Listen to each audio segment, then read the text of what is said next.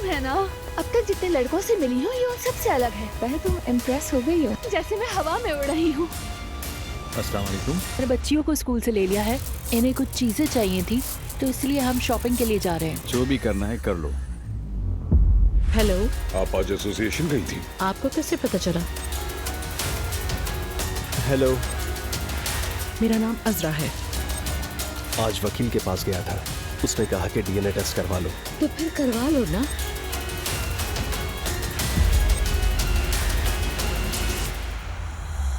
मुस्तफा, मैं बात करने आया हूँ। नाला, मैं फिर पूछ रहा हूँ, क्या वो बच्चा मेरा है? तुम मुझे क्या तलाक दोगे मुस्तफा? मैं दूंगी तुम्हें तलाक, समझे? मैंने कहा अकेली हो। हाँ अकेली हूँ, लेकिन आप में इंटरेस्टेड नहीं हूँ। जी बताइए, कोई प्रॉब्लम है क्या? इनमें इंटरेस्टेड हूँ मैं। मेरा कल से इदरीस साहब से कांटेक्ट नहीं हो पा रहा। दरअसल वो बहुत बीमार हैं, तो इसलिए नहीं आ सकेंगे। क्या इदरीस का आया यहीं पर है? आप कौन हैं?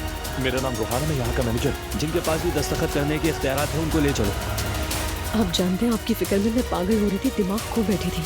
एलिफ, मुझे थोड़ा और वक्त देना होगा तुम्हें।